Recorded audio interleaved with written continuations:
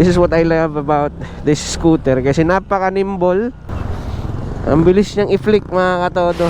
Alam ko matagal na tong problema ng kapatid ko, which is napaka-common sa dalawa naming naging motor.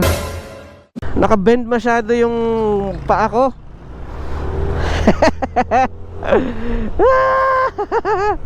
Nakakamiss.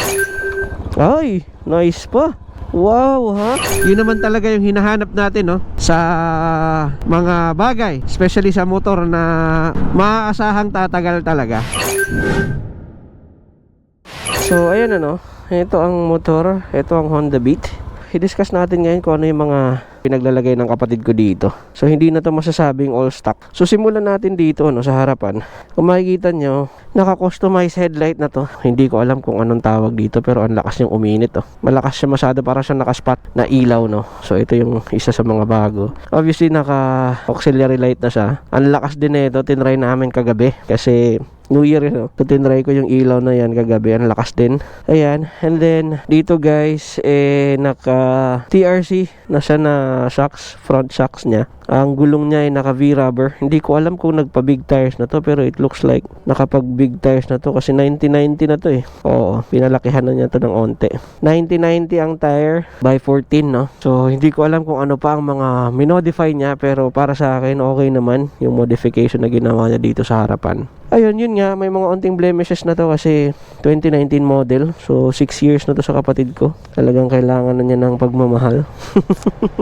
Tapos punta tayo dito sa upuan pala muna. Dito sa seat, minodify niya na to. Modified seat na alam ko sinabi niya, nasa Shopee niya to binili. Medyo naka-carbon naman siya. Hindi lang natin alam ang reliability na ito. Subukan natin mamaya, no, sa pag-ride natin. Naka-alloy top box na siya, pero parang plastic top box ng Sec Moto Supply. May backrest, naka-DC monorack, naka-stock exhaust pa. Akala ko nagpa-exhaust to. Ngayon, punta tayo dito sa likod. Naka-TRC Racing rear shocks na rin siya na may baso. Malam ko orig nitong nabili. Ang kwento niya sa akin, naka-JVT set na yung mga panggilid niya. Naka-14 ata ang bola na ito. At sabi niya sa akin, gusto niyang papalitan daw. So probably because of the drag. Malakas ang drag siguro, kaya gusto niyang papalitan. Malalaman natin yan mamaya. So ayan lang naman so far ang mga externals na nakikita natin. Alam ko hindi naman to napadyno. Ayun, isa sa mga issues niya, guys, itong center stand niya hindi na nabalik agad-agad. Anyway, pagpunta dito sa harapan, ayan, sa cockpit natin, very basic. Ito yung kanyang dash. Ayan, okay pa rin naman yung response niya. To the right, handlebar, electronic start button sa right. Yun lang naman, most of the Honda Beats, yun lang ang nandito sa kanan. To the left handlebar, nandito yung high beam, low beam. Yan yung ilaw niya. Kung nakikita nyo, malakas pa rin talaga. Kasi kahit umaga, trick na trick ang araw, nakikita mo pa din. And then, nandito yung signal light, left and right, busina. And then, ito yung button ng kanyang aux light. Ayan, yung high beam na yellow. And then, low beam na white. At itong kanyang side mirror, hindi ko sure kung kasi may TRC rin na ganito ang itsura, pero ganyan yung itsura ng kanyang side mirror. Naka Moto Wolf din siya na cellphone holder dito sa harapan. Ganyan lang, napakasimple, 2019 model, no? Subukan natin kung gumagana pa tong kickstart niya, kasi ito ang nagiging problema, Ay, nice pa. Wow, ha? Well-maintained talaga. Tsaka bumabalik siya, guys. Well-maintained talaga ito. Ayan. So, subukan natin at ilabas natin itong 2019 Honda Beat ng aking kapatid. Woo! Ay, sobrang liit. Nakakapanibago, guys. Hindi na ako sanay. Feeling ko ang baba-baba nung upuan. Tapos feeling ko naka-bend masyado yung paa ko.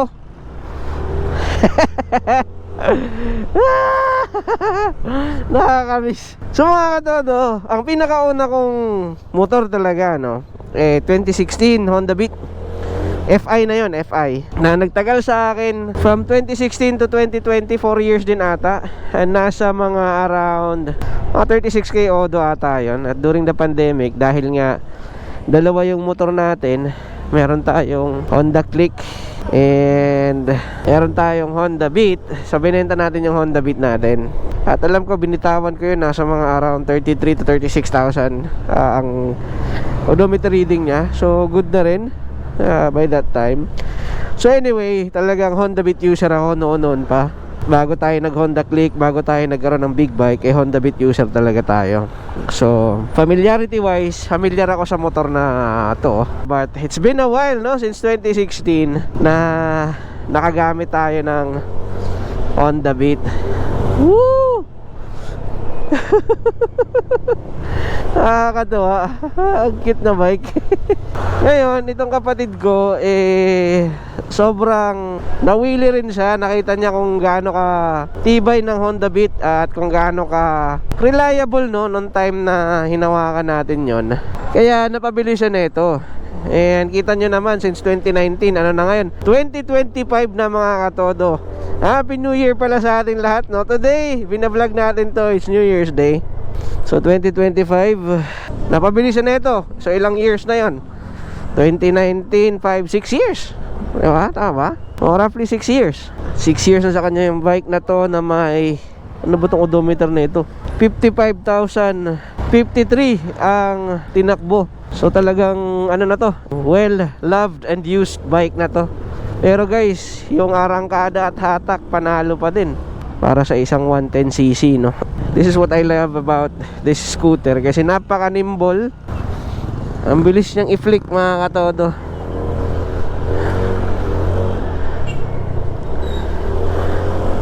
Ay, panalo, grabe, nakakamiss. So nakita nyo naman yung grip niya, hand grips niya, naka JRP na. Alam ko matagal na tong JRP niya na to, kaya ganyan na yung itsura. Pero ibig sabihin lang niyan, matibay yan sa ulan at sa init. Ayan, no? Kita nyo ba? So far, yung kanyang panel, display panel, napaka-presentable pa. May mga onting scratches lang dito, which is understandable, guys. 6 years old na yung motor, so all good. Sa driving per se, may onting delay. Yan, no? Pagka inano natin, hindi na siya as much as responsive as it was nung binili ito, kasi iba na yung response rate niya. But in general, okay pa din naman. Ang sabi niya sa akin is nakaka-14 na yung bola nito. So baka isa din yun sa dahilan kung bakit hindi ganun ka-responsive ang motor pag tina-throttle mo. Yung kanyang buong set, no, CVT set niya naka JVT na ata, except for the center spring lang daw. Hindi ko alam kung ipapabago niya. Woo! Ang lakas pa nung napaka-presentable nung motor. Napaka-decent pa niyan tumakbo, ha. Oh, okay pa din, okay pa din. Subukan natin ang TRC na shocks. Actually guys, nai-enjoy ko yung TRC na shocks. Hindi siya ganun katagtag. Kasi sa mga naka Honda Beat, no, alam natin guys, napakatagtag ng motor na yan. Yung akin at least, no, 2016, napakatagtag ng motor na yon. At meron nga tayong isang naging malaking problema doon sa motor na yon, kasi yung ball race niya, nagka-problema ako. At ito rin ang problema na ito, mga katodo. May onting paling siya, yung manibela niya. Alam ko matagal na tong problema ng kapatid ko, which is napaka-common sa dalawa naming naging motor. Yung Honda Beat din natin dati, naging ganun din yung problema niya, no? Banat natin, no? Woo! Ang ganda ng suspension, guys.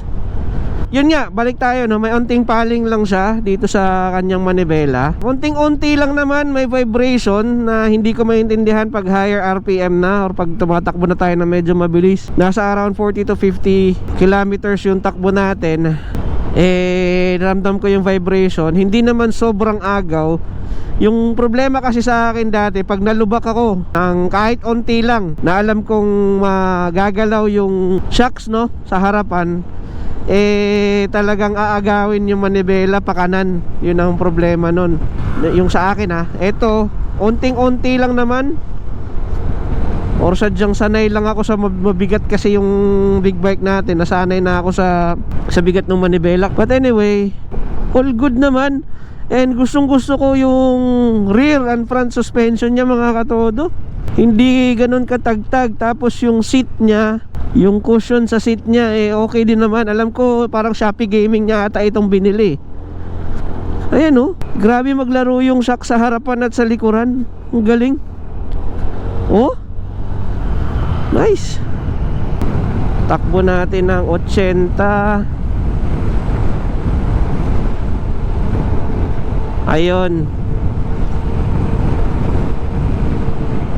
Medyo ano na 80, grabe na yung vibration. Palo ng 70 to 80, grabe na yung vibration. Pero expected naman yan, 110cc to guys. Yung sa akin din dati, all stock yun 60. Mga ganun nga, 110 wala na, talagang wobbly na.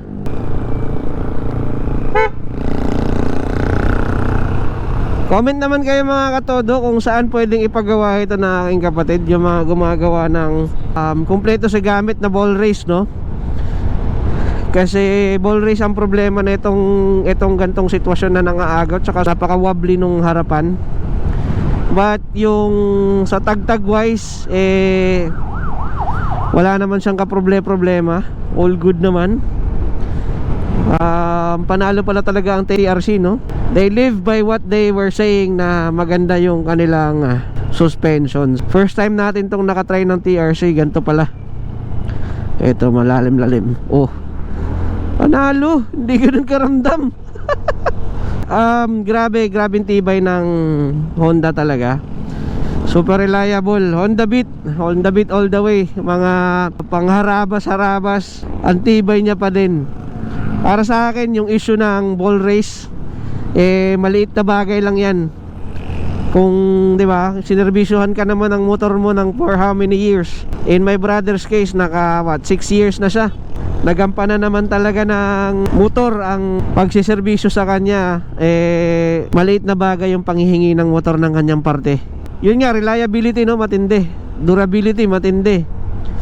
And yun naman talaga yung hinahanap natin, no, sa mga bagay, especially sa motor na maaasahang tatagal talaga. So ito good deal para sa mga nag-iisip na kumuha ng scooter ngayong 2025. Ilagay nyo to sa inyong list para i-check, no. Baka matripan nyo itong Honda Beat talaga guys, kasi maganda talaga siya mga katodo. Oh nice ang handling, oh. This is based on experience na din kasi naging Honda Beat owner din tayo for 4 years. And itong sa kapatid ko 6 years. Nahawak naman niya ang kanyang Honda Beat. You might wanna consider this scooter for your 2025 goals na magkaroon ng scooter. And mind you guys, sobrang tipid na ito. Sobrang tipid ng gasolina na ito. Kasi 110cc lang siya, pero hindi ka rin naman niya bibitinin. The right amount of power, pag hiningi mo, ibibigay niya sa'yo. Siyempre huwag kang mag-expect na pang 1000cc na power ang ibibigay sa'yo. Naka New Year setup pa si sir, no? Ayun, going back, hindi naman to mabibitin sa mga overtake kahit papano. Ang timing lang talaga, di ba? Panalo rin ang braking power na ito. Talagang well maintained ito ng kapatid ko. Kahit na yung drum brake na ito sa likuran, malakas eh. Okay, ang ayaw ko lang sa sinet-up ng kapatid ko, una, itong side mirrors, no? Masyado akong naliliitan sa side mirrors. Yung fact na mabilis siyang tumama sa kamay ko, medyo hindi ako kampante, no? Kasi sa mga emergency, parang naiilang ako na baka sumabit, no? Yung kamay natin sa side mirror, masyado siyang masikip dito na area na to. Para sa akin lang naman yun. Pero of course, set up niya naman yan. As long as kaya niyang makita yung mga nasa gilid niya. So far, kaya naman. Pero yun lang yung allowance na meron sa kamay natin na medyo, sa akin, medyo issue sa akin. Pangalawa, yung ball race nga. Hindi ko alam kung ito yung tinutukoy niya, pero hindi naman masyadong nang-aagaw, no? Ng manibela. So, yun yung vibration. And panghuli, yung sa upuan mga katodo. Komportable yung upuan, pero yung uka, medyo hindi tayo maka-atras ng maigi, no? Kasi yung harang sa upuan. But that was just it. This is my experience and review para sa Honda Beat na talaga namang pangmalakasan at pangmatagalan.